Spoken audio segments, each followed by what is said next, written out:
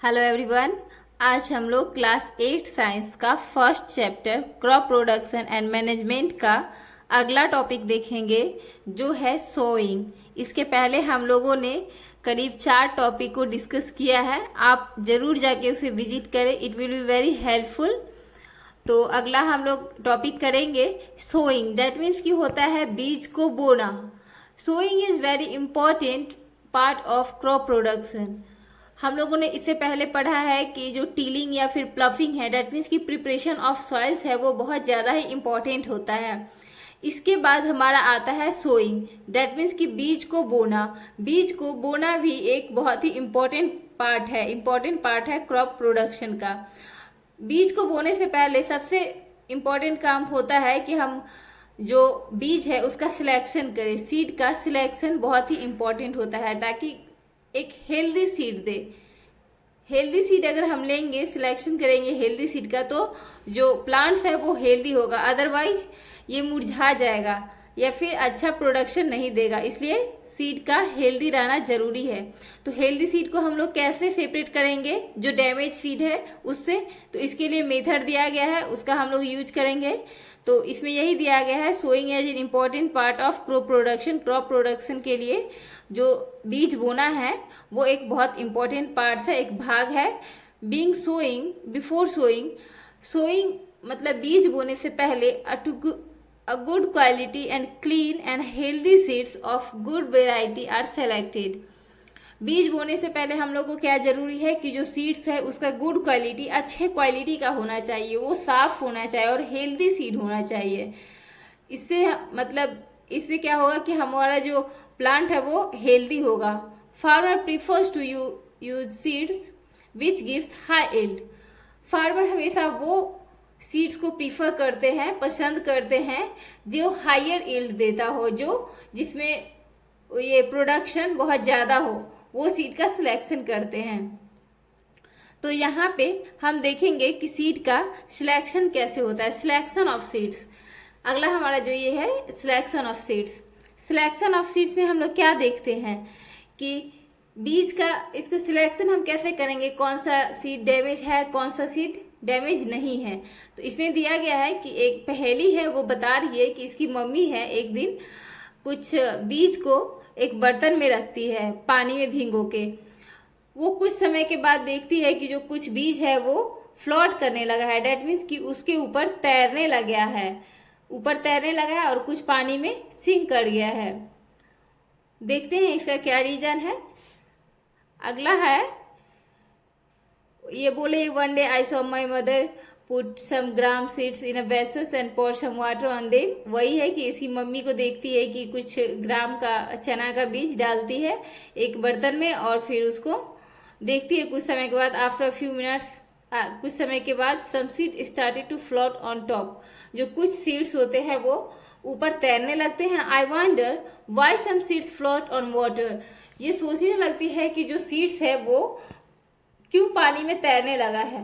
वो इसलिए तैर रहा था क्योंकि जो वो सीड डैमेज था, अंदर से हॉलो था, खोखला था। वो जो डैमेज सीड्स है ऊपर तैरने लगता है और जो सीड सिंक कर जाता है वो हेल्दी सीड्स होता है।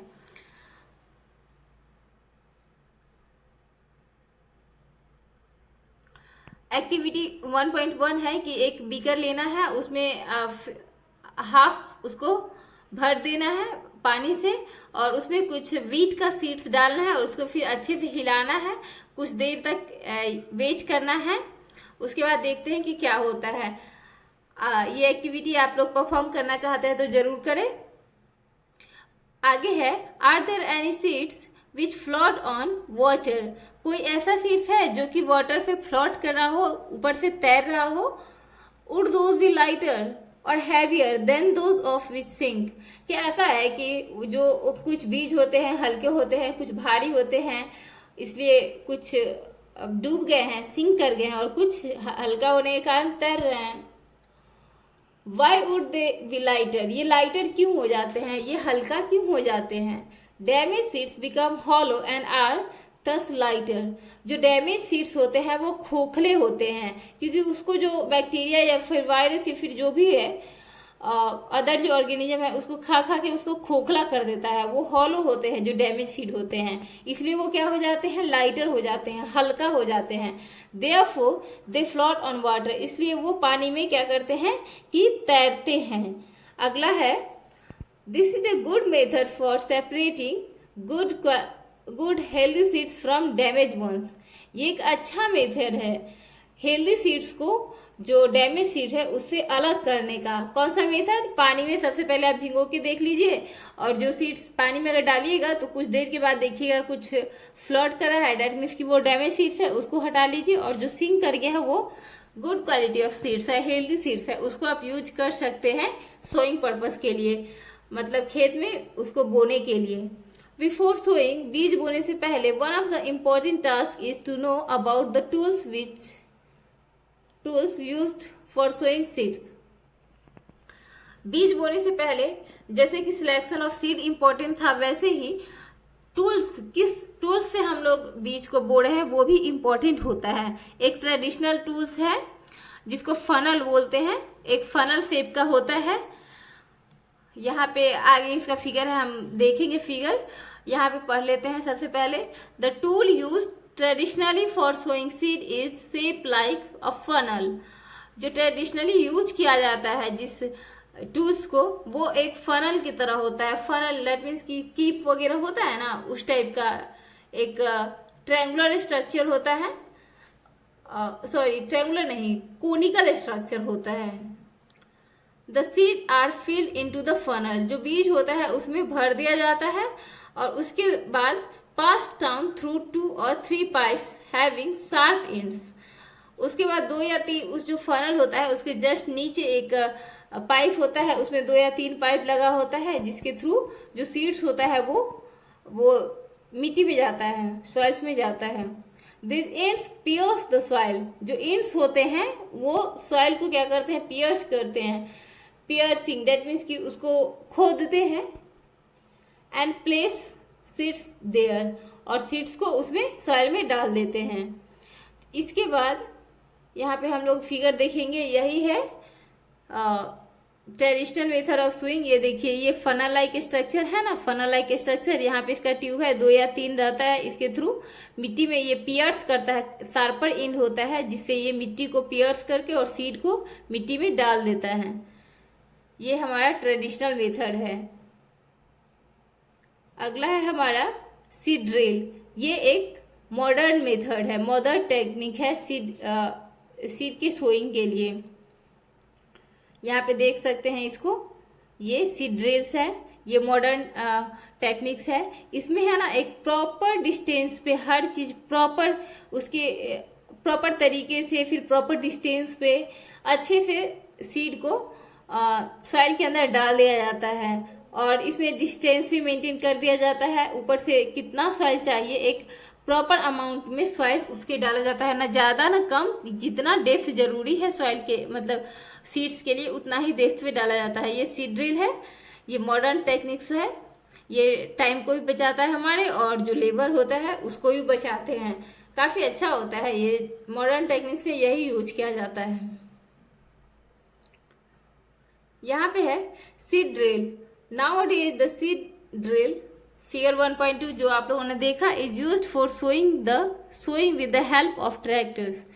जो ये सीड ड्रिल होता है वो ट्रैक्टर के हेल्प से यूज किया जाता है। इसी के मतलब ट्रैक्टर के हेल्प से इसको बीज को बोया जाता है। This so the seeds uniformly eight equal distance. जैसा कि हमने आपको बताया कि जो ये सीड्स को एक इक्वल डिस्टेंस पे और यूनिफॉर्मली मतलब समान तरीके से इसको और समान डिस्टेंस समान दूरी पे और डेप्थ में इसको सीड को डालता है। It ensures that seeds get covered by the soil. और ये इंश्योर्स करता है, ध्यान रखता है कि जो सीड्स है वो सॉइल से मतलब कवर हो रहा है कि नहीं, अच्छे से सॉइल को से कवर कर दिया जाता है। ऊपर में हम क्यों नहीं कर देते हैं, ऊपर में इसलिए नहीं करते हैं क्योंकि जो सीड्स है उसको जो बर्ड्स वगैरह होते हैं उसको खा जाते हैं, तो वो फिर प्लांट कैसे होगा, इसलिए जरूरी है कि उसको सॉइल के अंदर डाला जाए। एक प्रॉपर डेप्थ पे, ये नहीं कि बहुत ज्यादा अंदर भी डाल दिया या फिर सीधे ऊपर ही छोड़ दिया जाए। This protects seed from being eaten bye birds. अगर सॉइल को थोड़ा डेप्थ में डालेंगे तो इससे क्या होगा कि जो बर्ड्स वगैरह जो ये सीड्स को ले जाते हैं, खा जाते हैं, उससे नहीं खाएंगे। Sowing by using a seed drill saves time and labour. अगर सीड ड्रिल का हम लोग यूज करते हैं तो ये हमारे समय को भी बचाता है, फिर लेबर को भी बचाता है। ये मॉडर्न टेक्निक्स ऑफ मेथड है सोइंग का। There is a nursery near my school. I found the little plants were kept small bags. Why are they kept like this? ये जो बूझो है वो बोल रहा है कि एक नर्सरी है मेरी स्कूल के बगल में, वहाँ पे हमने देखा कि कुछ जो प्लांट्स है उसको बैग्स में, स्मॉल स्मॉल बैग्स में रखा गया है। वह ऐसा क्यों कर रहे हैं, उस मतलब बैग्स में प्लांट्स को क्यों रखे हैं? तो इसका आंसर है, यहाँ पे जो पहेली है उसका आंसर कर रही है, seeds of few plants such as paddy are first grown in nursery. जैसे कि सीड्स, कोई चीज, बहुत सारा ऐसा सीड्स होता है जिसको सबसे पहले नर्सरी में ग्रो किया जाता है। नर्सरी में ग्रो करने के बाद उसको दूसरी जगह पे प्लांटेशन किया जाता है। Seeds of few plants such as paddy are first grown in nursery. जैसे कि जो कुछ प्लांट्स होते हैं सबसे पहले नर्सरी में उसको ग्रो किया जाता है। When they grow into seedlings, जब वो सीडलिंग्स बन जाते हैं, छोटे छोटे पौधा बन जाते हैं, they are transplanted to the field manually. उसके बाद वो मतलब फील्ड में है ना, ट्रांसप्लांट कर दिया जाता है, फिर से उसको दूसरे फील्ड में उसको ट्रांसफर करके वहां पे प्लांटेशन किया जाता है। और किसके द्वारा? मैनुअली किया जाता है, आदमी के द्वारा किया जाता है। Some forest plants and flowering plants are also grown in the nursery. बहुत सारे जो फॉरेस्ट प्लांट है या फिर फ्लावरिंग प्लांट्स होते हैं, फूल वाले पौधे हैं, वो भी नर्सरी में सबसे पहले उगाया जाता है बहुत मात्रा में। जब वो सीडलिंग्स बन जाते हैं तब उसको क्या किया जाता है कि ट्रांसप्लांट कर दिया जाता है अदर प्लेस पे। Appropriate distance between the seeds is necessary to avoid overcrowding. Over crowding के लिए मतलब सीड्स में ओवर क्राउडिंग ना हो, बहुत ज्यादा भीड़ ना हो, इसलिए उनको प्रॉपर डिस्टेंस पे लगाना जरूरी है। धान के पौधा को देखते होइएगा कि एक प्रॉपर डिस्टेंस जरूरी होता है। एक ही जगह लगा देंगे, ओवर क्राउडिंग हो जाएगा, जिसके कारण उसका फसल अच्छा नहीं होगा। किसी को अच्छे न ये धूप मिल पाएगा, न उसको मिनरल्स, वाटर और मिनरल्स मिल पाएगा सॉइल से, फिर बहुत सारा चीज उसको नहीं मिल पाएगा, जिसके कारण वो अच्छा ग्रो नहीं करेगा तो फिर हमें अच्छा एल नहीं करेगा, अच्छा प्रोड्यूस नहीं कर पाएगा। Appropriate distance between the seeds is necessary to avoid over crowding. बहुत ही ओवर क्राउडिंग ना हो, मतलब बहुत भीड़ ना हो, इसलिए प्रॉपर डिस्टेंस जरूरी है। This allow plants to get, ये हमारे प्लांट्स को हेल्प करते हैं to get sufficient sunlight, nutrients and water. इससे क्या होता है कि अगर ओवर क्राउडिंग से बचाना है, सबको सफिशियंट सनलाइट मिले, न्यूट्रिएंट्स मिले और फिर वाटर मिले, इसके लिए क्या जरूरी है कि हम ओवर क्राउडिंग से दूर रखें, एक प्रॉपर डिस्टेंस मेंटेन करें दो प्लांट्स के बीच में। At times a few plants may have to be remove to prevent overcrowding. कुछ प्लांट्स को एक जगह से दूसरी जगह शिफ्ट किया जाता है, उसको रिमूव किया जाता है ताकि ओवर क्राउडिंग ना हो। ओवर क्राउडिंग होगा तो हर एक पौधा को सफिशिएंट सनलाइट, न्यूट्रिएंट्स और वाटर नहीं मिलेगा, जिसके कारण उसका अच्छा से ग्रोथ नहीं होगा। अगला हमारा टॉपिक है एडिंग मैन्यूर एंड फर्टिलाइजर। इसका हम लोग अगले पार्ट में डिस्कस करेंगे। Thanks for watching.